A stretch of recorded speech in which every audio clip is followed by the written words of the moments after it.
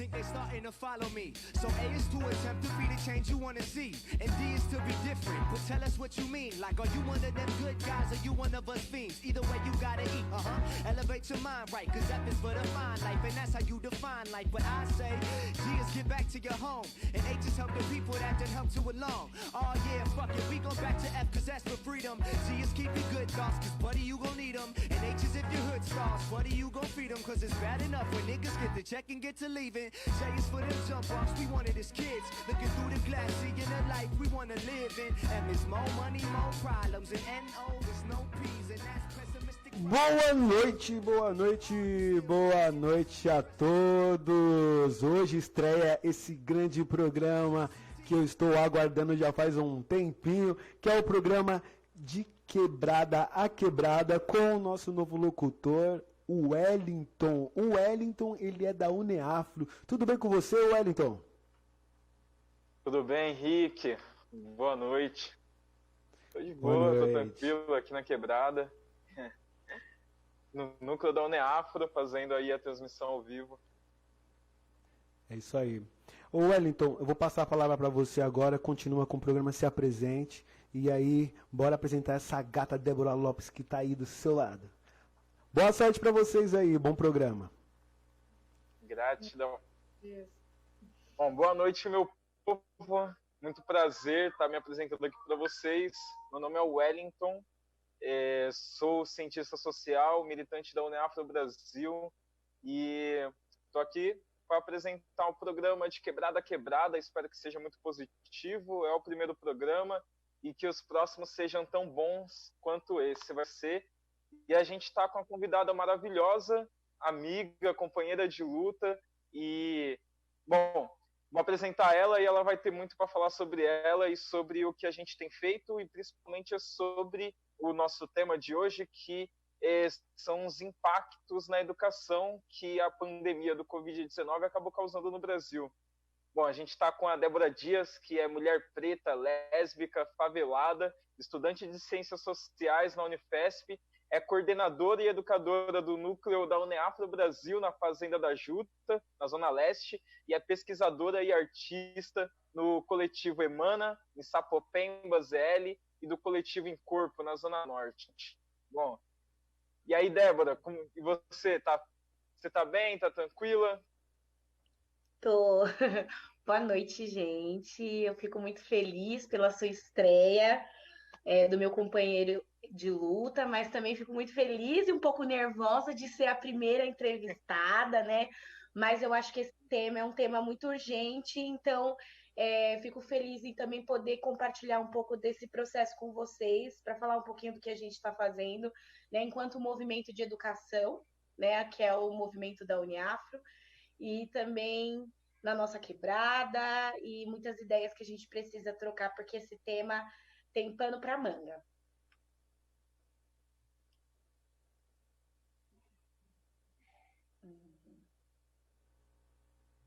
Eu acho que deu uma travada na conexão, foi isso? Deu uma travadinha. Bora continuar aí. A internet é assim mesmo no nosso país, né? E ainda mais um monte de gente acessando, é normal que dê esses bugs aí, mas bora continuar.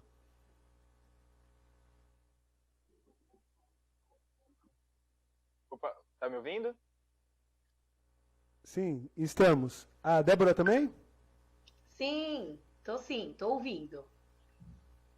Bom, para começar, quero fazer uma pergunta, um comentário, para que a gente possa começar a iniciar essa conversa. A gente vai ter 2 blocos de 30 minutos, então tem muito papo pela frente, a gente vai falar sobre muita coisa, e queria começar primeiro para entender como essa crise causada tanto pelo coronavírus, quanto essa crise que já tem se arrastado durante algum período, que se acumula com esse processo que o coronavírus inicia, que é um processo novo de quarentena, acaba impactando a vida na quebrada. A gente sabe que as pessoas na quebrada conseguem descobrir maneiras novas o tempo todo de se reinventar para sobreviver, tanto para trabalhar, quanto para criar alternativas de lazer, quanto para criar experiências novas de viver na periferia. E dessas alternativas que a gente busca criar na periferia para conseguir construir experiências novas, a gente tem visto muitas experiências positivas na quebrada para fazer com que a gente lide com esse momento de crise. E, bom, nós somos da UNEAFRO Brasil, a gente sabe que tem que tantos movimentos como a UNEAFRO, por exemplo, na Favela da Maré, o Museu da Maré tem mobilizado campanhas para arrecadação de grana para a cesta básica. Em Paraisópolis, tem grupos comunitários com equipes médicas atendendo moradores de casa em casa.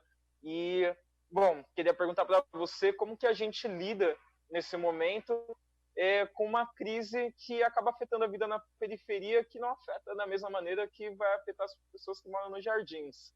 Como que a gente lida com a crise na periferia e como a periferia cria alternativas para conseguir sobreviver em meio à crise econômica, mas também lidar com a quarentena? É uma pergunta bem difícil, porque é muito louco quando eu tô trocando com os companheiros de outras quebradas, algumas coisas eu vejo muito similar na organização da quebrada e outras coisas que são muito distantes, né? Aqui, no meu caso, aqui na Fazenda da Juta, a gente conta com o apoio de outras instituições que já atuam na assistência social no território e nos conseguem apontar esses buraquinhos, né? Essas famílias que estão numa situação de extrema vulnerabilidade, em que se o corre já era difícil, ficou pior por conta da pandemia. Então, a galera que fazia um bico, que fazia o seu bem bolado para conseguir a grana, ou os nossos adolescentes e etc., para poder ter pensamentos críticos. A gente tem, acredito que vários educadores que trabalham fortemente para isso. Eu conheço vários que estão dentro da escola, educadores, mas não que isso é um plano do Estado. Isso não é um plano do Estado.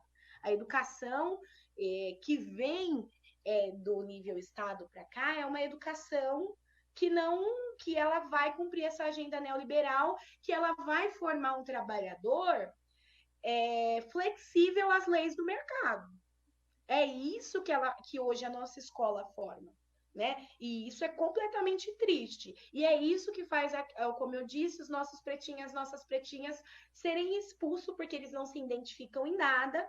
A nossa quebrada acha a escola uma piada, acha uma prisão, sempre é o diálogo que eles têm, né, com a gente como educador, sempre olham a escola como uma prisão, como um lugar onde eles não se sentem bem ou à vontade, pouquíssimos... A escola é um depósito, e aí sempre manifestam a boa vontade de um ou dois educadores de estarem firmes na missão e de fazer um trabalho bacana. Só que isso não pode ser especificidades. Naquela escola isso funciona, é bacana, é da hora. Isso tem que ser um plano de Estado. E não é assim que o Estado se cumpre, porque ele está cumprindo a agenda neoliberal. E a nossa escola também, como nada que fica disperso dessa agenda, ela também está cumprindo essa pauta. Entendeu? Então é isso que ela está formando hoje. Ela está formando aquele cara que vai, e aquela mina que vai ser flexível às leis do mercado. Você pode perceber que não há hoje também, nesses últimos 5 anos, não há também uma questão de uma escola libertadora, ou que minimamente a família olhasse para a escola como aquele lugar, porque antes a família ainda olhava assim, não, a escola é aquele lugar que você vai mudar de vida, você vai ter... E você não está percebendo muito isso no discurso da família. A família opta muito mais forte com o trabalho, né? Então, por isso que a gente tem os nossos jovens em vários programas a partir de 14 anos trabalhando, né? Meio período trabalhando. Então, você vê como principal foco esse trabalho. E aí, assim, a escola, ela está à mercê desse mercado. Então, a gente tem teve reforma do ensino médio, aliada a uma reforma trabalhista. Então, você tem uma série de fatores que eles casam entre si e que fazem com que a escola já não seja mais aquele lugar onde você vê perspectiva de futuro nela. Futuro mesmo, assim, de estar. E aí agora a gente está nesse momento que seria a exceção, que seria a grande questão de ser um momento ruim, que a gente ainda está entendendo o que está acontecendo. E aí você vê essas fundações que prepararam a sua cama por um bom tempo, engolindo. Esse é o momento de dar a cartada final. E aí, olha, os jovens, eles não, olha como a tecnologia é bacana. Os jovens não se interessam pela escola e a gente vê nossas escolas caindo aos pedaços, tudo uma droga e o Estado cada vez mais precarizando essa escola. E aí o jovem, aí deposita no indivíduo, né, o problema. O jovem de hoje, ele não gosta da escola. A escola tá lá, mas ele não aproveita. Então, o que a gente vai fazer? Que aí vem a cartada genial do neoliberalismo que criou esse problema, né, como outras questões que aconteceram, por exemplo, com a PEC de gasto, que fez com que o orçamento das escolas e de vários setores, né, educação, da saúde, tivesse um limite, então vem menos, as coisas estão já sendo precarizadas desde do governo Temer, e aí a gente tem essas séries de cartadas que foram anteriores que faz com que essa escola se torne, já era ruim, ela se torne mais precária ainda, esse jovem evade e fala assim, olha, então o problema está no jovem que não se interessa para a escola. Já sei, sabe o que a gente pode fazer? Implantar tecnologia. Eles criam o problema e vendem a solução. E eu tenho a solução aqui, galera. Eu, Fundação Leme, Roberto Marinho, eu tenho aqui, ó, na minha mão, a solução. Vamos fazer aulas em EAD, vamos trazer plataformas digitais. Então, você percebe que são uma confluência de situações que vieram anteriores, precarizaram ainda mais o ensino na escola, você percebe que essas fundações já estavam formando a sua cama, e aí a gente está no momento de pandemia e que a gente necessita desse processo de distanciamento social para vender de uma maneira brilhante, eu diria, né? É uma coisa ruim, mas de uma maneira brilhante. É uma oportunidade, né? Claro, né? Claro, é perfeita a oportunidade. Só para destacar aqui, e já deixa você continuar falando, no programa Futuris do ano passado, eles estabeleceram 4 pilares. Vou ler um deles, que é Educação Conectada, em que o MEC repassou 224 milhões para conectar 100% das escolas aptas a receber internet e 600 milhões para levar acesso à web a 8 mil escolas rurais. O Programa Nacional, e destacar um outro programa de escola também, que vem sido gravado dentro do MEC, que é o Programa de Escola Nacional das Escolas Cívico-Militares, e isso desde o ano passado tem sido travado pelo MEC, que visar a implementação de 216 escolas cívico-militares até 2023 e para 2020 a 54 milhões para 54 escolas ou 1 milhão por instituição de ensino. No caso, para o ano de 2020, o planejamento era ter 54 escolas cívico-militares. Até 2023, ter 216 escolas cívico-militares. Você comentando sobre esse ensino bancário, sobre a maneira como esses conglomerados do mercado da educação são predatórios com o ensino público, e você falando sobre ensino e aprendizagem, é impossível não vir, acho que a gente tem uma base comum em pensar sobre isso especificamente, um referencial teórico bem específico, que é o Paulo Freire. E ele tem algo muito pedagógico e para pensar especificamente ensino-aprendizagem, você pode continuar seu raciocínio anterior, mas comentar isso posteriormente. Pensando em ensino-aprendizagem, eu lembro do livro do Paulo Freire, que é o Pedagogia da Autonomia, em que ele fala sobre como ele foi letrado. E nesse letramento dele, ele fala do letramento através do conhecer o mundo. Então a pessoa ela não se torna um intelectual, não aprende a ler, não se relaciona socialmente, não descobre quem é a si mesmo e o mundo que cerca ela, não consegue produzir senso crítico e nem conseguir entender as relações que cercam ela de maneira pretória também, muitas vezes falsear o mundo, quando ela não consegue ler o mundo que cerca ela. Então, ler o mundo é a maneira como a gente precisa letrar o mundo. A educação não muda o mundo, ela muda as pessoas, mas as pessoas só vão mudar quando elas aprendem a ler o mundo.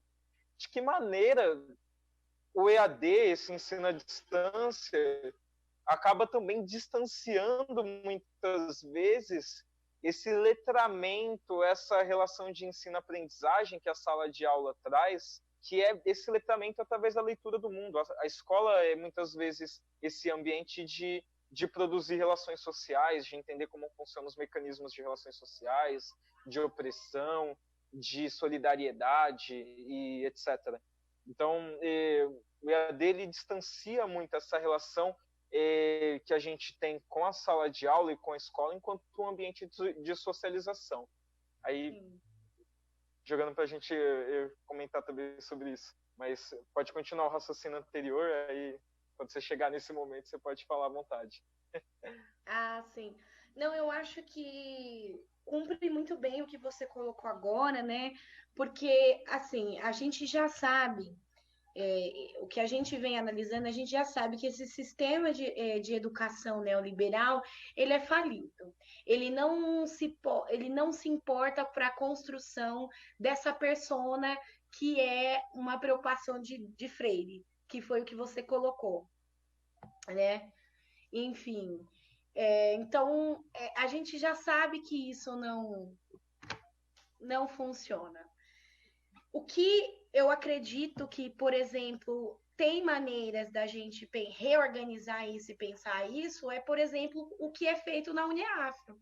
E isso é um exemplo, para mim, muito objetivo de um tipo de educação que visa um olhar libertador, né? Então, assim, o que é feito e construído pela Uniafro Brasil é o que me mune de esperança, assim, também como uma estudante de licenciatura, né, em ciências sociais, uma professora em formação, que existem outras alternativas, mas elas não chegam ao nosso estado, né, e a formação das nossas crianças, dos nossos adolescentes, hoje, ela é uma formação, como a gente disse, muito bancária, e ela cumprindo a sua agenda neoliberal, e ela não olha aquela criança e aquele adolescente, ou aquele ser, aquele adulto, como uma pessoa que precisa ser escutada, ouvida, ter uma outra... Porque, assim, o currículo mesmo já não permite isso. Ele coloca o nome daquelas crianças como números.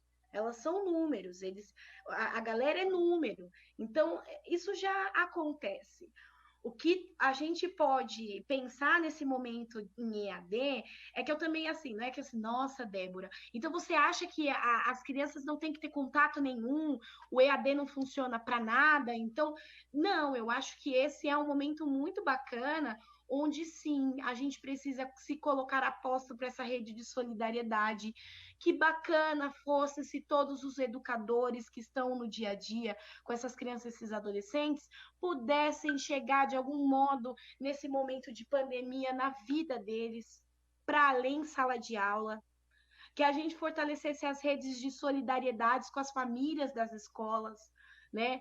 Que a gente conseguisse de alguma maneira agilizar o sistema, por exemplo, da merenda, que a gente sabe que as nossas crianças estão com fome.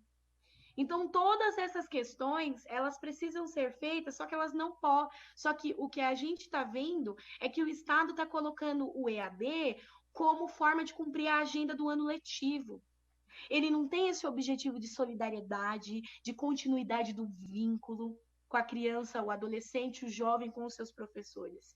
Ele quer cumprir a sua agenda, ele quer salvar o ano letivo e passar aquela criança do 6º ano para a 7ª série e não ter que ter responsabilidade pelo processo de aprendizagem. E isso é o problema, né, da questão do EAD.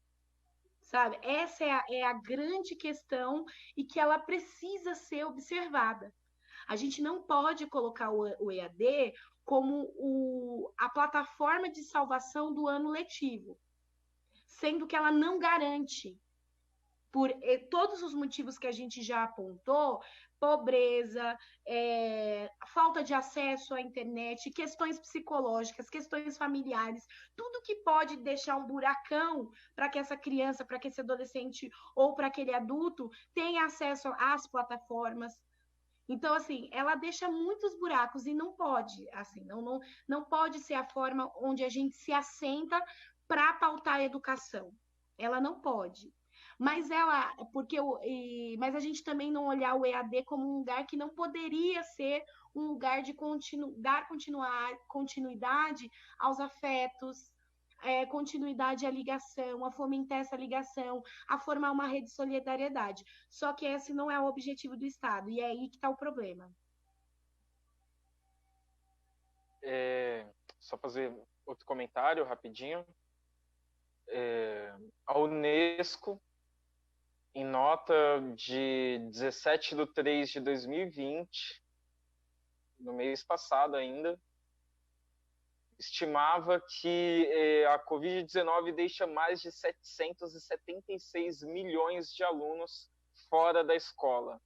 Isso em pelo menos 85 países que fecharam escolas em todo o território para tentar diminuir e conter a disseminação do novo coronavírus. Isso em comunicado da Unesco em Bruxelas.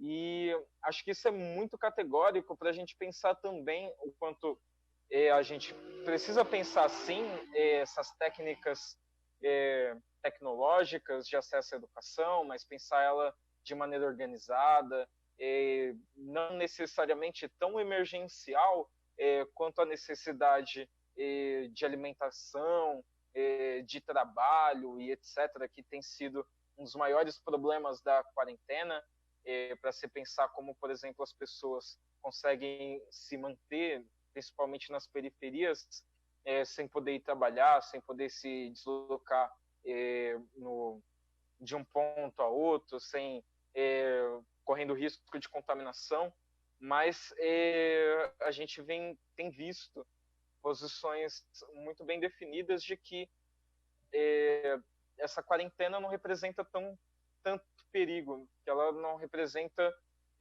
toda essa ameaça que ela tem representado publicamente, e que a gente poderia voltar a abrir as escolas.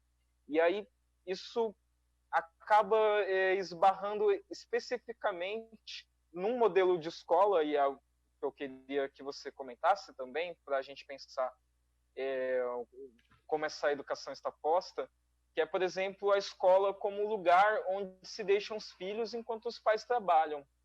E a escola também, enquanto lugar onde os filhos ficam enquanto os pais trabalham, um lugar onde se ensina a criança a se preparar para o mercado de trabalho. Essa escola tecnicista, essa escola que prepara o aluno tanto para o mercado de trabalho quanto para ter uma vida de subordinação especificamente. Se fala muito sobre empreendedorismo, se fala muito sobre empreendedorismo na educação como perspectiva de criar jovens lideranças de mercado, grandes empresários, gerentes, administradores, mas a gente esbarra numa realidade que foge muito disso e que acaba mostrando para a gente que há limites também para esse tipo de educação enquanto um lugar positivo, apenas positivo, quando a gente sabe muitas vezes essas crianças que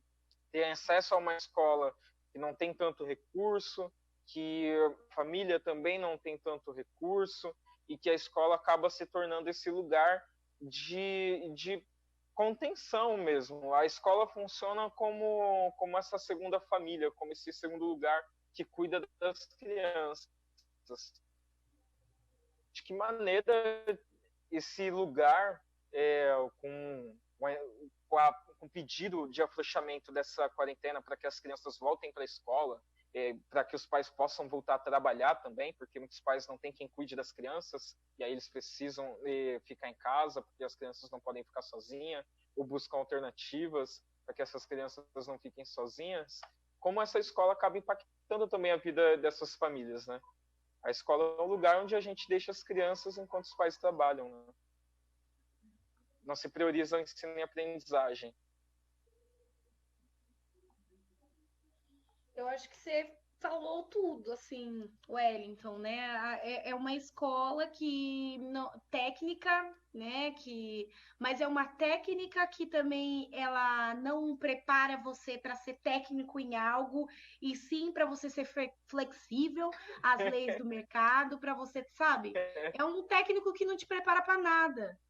Essa é a questão. Ela não te prepara para nada, nada. Ela te prepara para você ser um corpo que é flexível às leis do mercado, que vai trabalhar com aplicativos, que depois pode estar trabalhando no mercado, no supermercado, que depois pode estar trabalhando. Ela prepara você, ela não, é um técnico que não te prepara para nada. Né? E ela cria no imaginário, né, dentro dessa proposta, inclusive empreendedorismo está dentro desses pilares que você comentou, né, dos 4 pilares do projeto novo de educação Futurice, e ela dá uma ideia muito bacana e satisfatória de que, assim, cara, você vai ser um grande empreendedor. Você está entendendo? Ela projeta isso nos nossos estudantes, né? Você é um empreendedor de si mesmo. É atraente, né? É atraente, você é empreendedor de você mesmo. É você que vai ter que correr atrás de ser o melhor, de fazer, sei lá, terminar isso aqui, o ensino médio, entrar na faculdade, e ela tira total responsabilidade do Estado de ter que cuidar e codar educação de qualidade. Porque se você é o seu empreendedor de você mesmo, você não conseguiu determinadas coisas porque você não é bom o suficiente. Então, essa ideia é uma ideia que parece que a gente já conhece muito bem, o rolê da meritocracia, mas que ela agora está no pilar da educação, né? É um dos pilares, né? O empreendedorismo. E você cria jovens e adultos, né, que estão no seu processo de aprendizagem, para serem administradores de si mesmo, e isso isentando o Estado da sua responsabilidade com garantia de direitos e acesso à educação de qualidade. Né? Porque você vê aí que, por exemplo, a maioria da nossa quebrada, ela não está na universidade pública. Ela está ralando pra caramba para pagar o ensino superior privado. E isso, e você vê o quanto essa agenda se cumpre muito bem. Ela se mostra muito efetiva, muito boa, e ela não perdoa. Né? Ela não descansa nenhum segundo. Então, hoje, nesse momento que a gente está vivendo agora, ela ganha mais força ainda. Ela ganha porque a gente está nesse momento em que o EAD e as plataformas e essa ideia de que a gente começa, eu não sei se você já percebeu esse movimento, mas as pessoas começam a essa ideia de se empreender até mesmo na própria quarentena. Olha, eu tô acordando às 6 da manhã, eu faço exercício físico, eu tô lendo, eu estudo para a faculdade, eu faço isso. Então a gente tá isso muito aglutinado nas nossas vivências. E a gente vê parte da periferia que de fato não tem acesso nenhum a isso, muito forte até nesse discurso também, porque isso está dentro da escola, isso está na televisão, isso está nas redes sociais, isso está em todo lugar. E você, de fato, quando você não tem uma educação que é libertadora, pelo contrário, é uma educação que ela impulsiona esse ideário, dificilmente os estudantes também vão passar por esse processo, né? Então e é muito bom porque é uma faca de dois gumes. Além de você atender as necessidades do mercado, você isenta o Estado de oferecer essa educação de qualidade.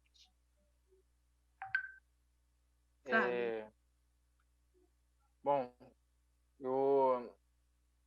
como eu tinha dito para você, antes do programa começar, separei alguns artigos de opinião falando sobre especificamente essa paralisação das escolas públicas por conta do coronavírus. E tem um artigo do Correio Brasiliense que aponta que mais ou menos no mundo hoje, isso já é mais atualizado, o artigo é de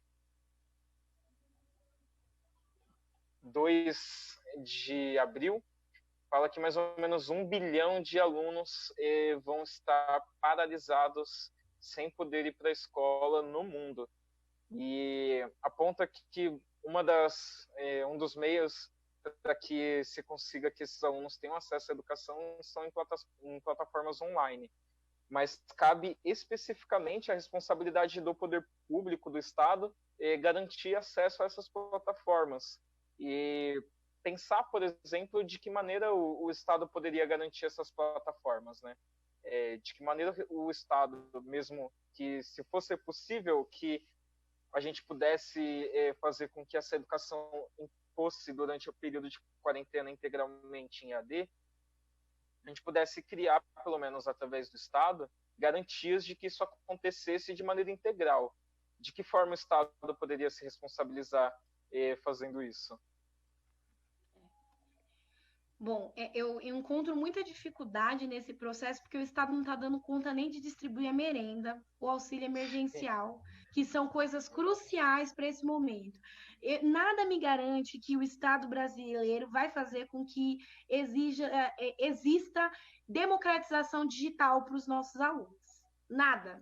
Ele não está conseguindo garantir um pagamento da merenda. As famílias que chegam para o nosso atendimento aqui na Quebrada, elas não conseguem acessar essa plataforma digital, o PicPay, né, que é o que o Estado hoje está disponibilizando. Então, assim, é muito difícil para mim acreditar que o Estado brasileiro, que até agora não conseguiu dar conta, ele vai, de fato, fazer essa plataforma chegar de uma maneira democrática para todo mundo, com internet e com equipamento. Porque, assim, não é só ter um ponto de internet. Sim. Tem outros fatores que são agravantes. Ok, você tem lá um ponto de internet, você tem um smartphone, mas você tem uma família que está com fome, você tem 8 pessoas vivendo em 2 cômodos. Você pode receber você tem Kindle, todas as questões tablet, e a diversidade. ter acesso à internet, mas você tem outras adversidades. Exatamente. Então, você pode garantir que, sei lá, que daqui 1 mês, 2 meses, o Estado coloque pontos de internet nas quebradas inteiras, no interior. Só que a minha questão é que ainda isso não vai garantir o processo de aprendizagem.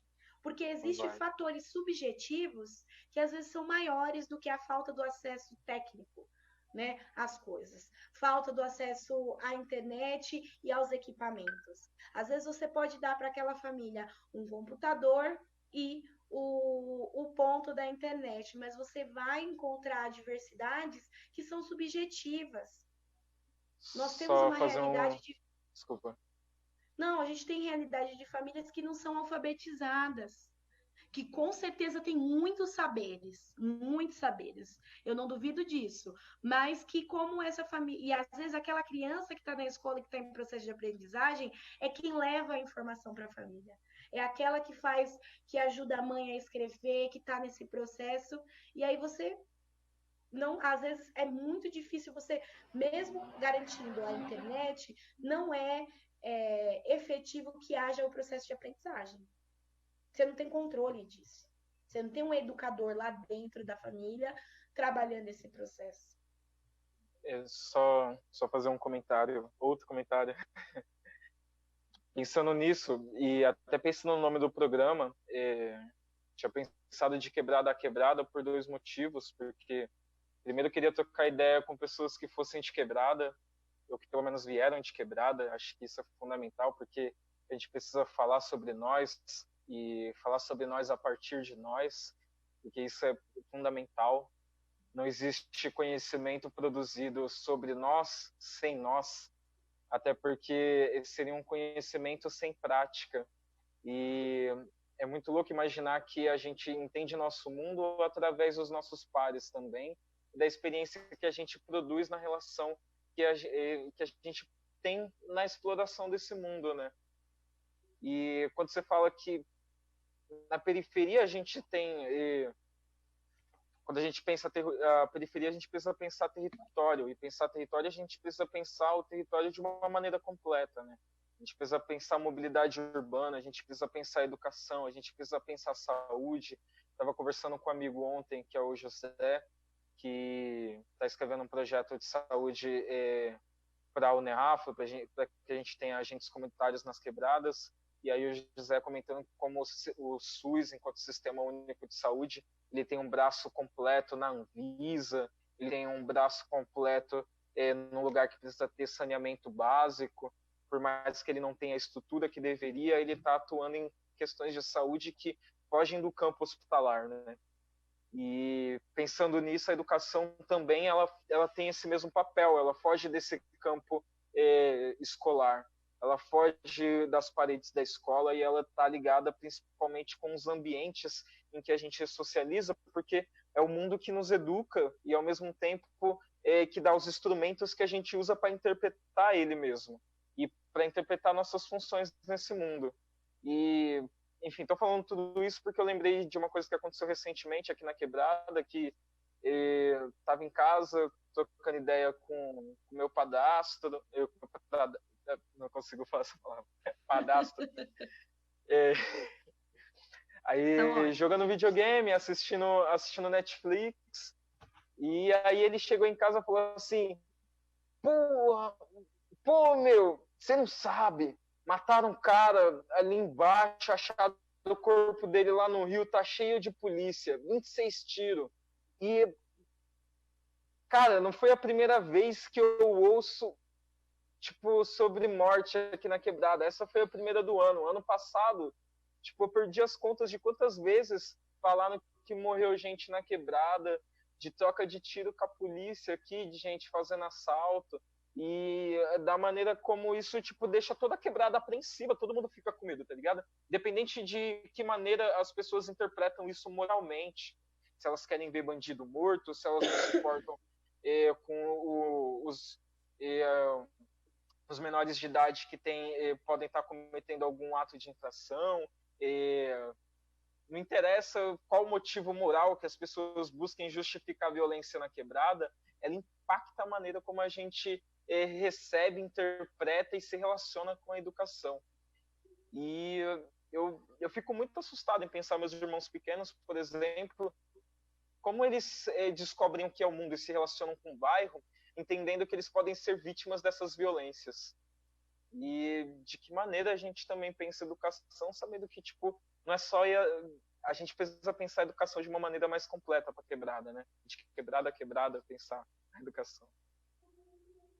Sim. Eu acho que o que você falou me vai muito grande é muito louco, porque assim, uma das discussões, inclusive, quando a gente começou com esse processo de pandemia, que surgiu lá no próprio grupo da Uneafro, e depois eu conversei um pouco mais com a companheira Elaine Mineiro, que assim, você, nesse primeiro ban, em que ninguém tinha muitas informações do que estava acontecendo, a única atuação do Estado na favela era a polícia. A polícia estava lá. E aí você não tinha informações suficientes vindas do agente de saúde, vindas do médico da família que cuidava do território, a UBS não estava dando conta, a escola também às vezes não sabia direito o que informar, os serviços socioassistenciais ainda estavam dependentes do posicionamento da Secretaria de Assistência Social, só que a polícia estava. A polícia estava lá. E ela continua aqui, tá? Então, ela é uma presença...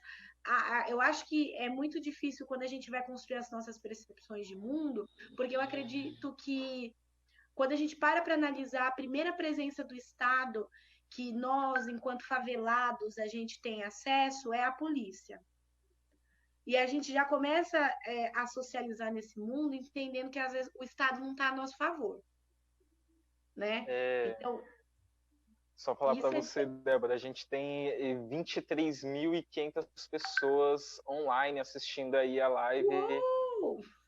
A gente ao vivo, mandar um beijão aí para todo mundo, se vocês quiserem fazer. Nossa, fico muito feliz, 23 Tá acabando já nosso tempo, mas a gente vai até 8h05, mas só para falar aí, deixar o recado. Última coisa assim para comentar antes da gente fechar, 2 minutinhos.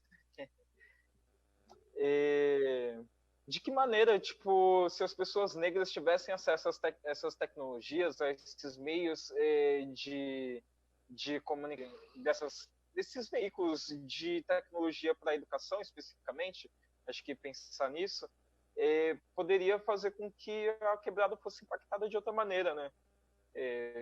Pensar o acesso à tecnologia e a produção tecnológica de uma maneira mais democrática mudaria em que sentido o acesso à educação na quebrada, né? Eu acho que o acesso à educação, em primeiro lugar, faria com que a gente ficasse mais vivo, né? Sim. Eu acho que se nós, de fato, fôssemos contemplados e com os nossos reais direitos e a quebrada, não só nós pretinhos e pretinhas que somos grande parte da quebrada, mas todos nós enquanto pessoas periféricas, eu acredito que se a educação ela chegasse aqui de uma maneira libertadora, democrática e que fizesse e trouxesse outros elementos, outros saberes que não esses tecnicistas e que cumprem as agendas neoliberal, eu acredito que nós morreríamos menos. Eu acho que a educação ela é o pilar, um dos pilares também para o combate do genocídio da juventude negra, que é uma realidade da nossa existência. Então, a educação chegando aqui de maneira qualitativa, eu acho que o primeiro impacto é manter a gente vivo. Bom, vamos finalizar agora. Só para finalizar, falar assim, se alguém quiser te procurar, trocar uma ideia, consegue falar com você pelas redes sociais? Sim. Meu Instagram é @DéboraDias, procura lá, pode bater um papo. Fala aí, no Facebook eu tô como Débora Dias, né, também. No Instagram, @DéboraDias. Eu faço parte além da Uniafro Brasil, de outros 2 coletivos que são ligados à arte, né? Um é a coletiva Emana, que nós somos um grupo de mulheres pesquisadoras sobre o feminismo interseccional. Então, a gente faz alguns trampos aqui pelo território de Sapopemba ligado à arte. E o outro é o coletivo Em Corpo, que também nós trabalhamos com a invisibilidade na cidade e a gente está atuando agora na Zona Norte. É isso. Bom, abraço para todo mundo que estava ouvindo. Se vocês quiserem trocar uma ideia comigo também, procurem pelo Instagram @well.x, @_well.x,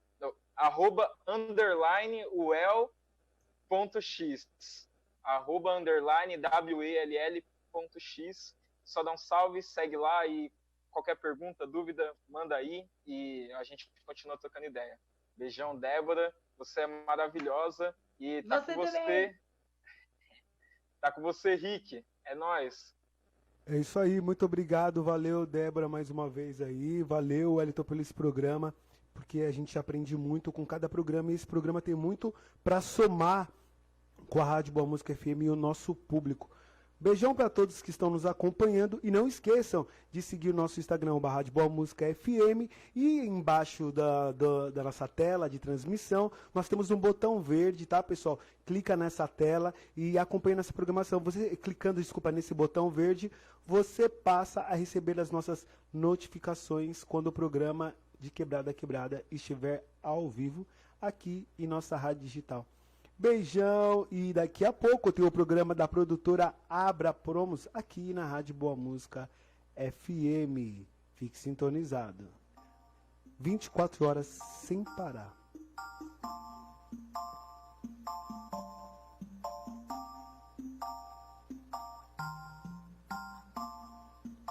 See, I don't know you at all, but I'm about it if you bout it. you're involved.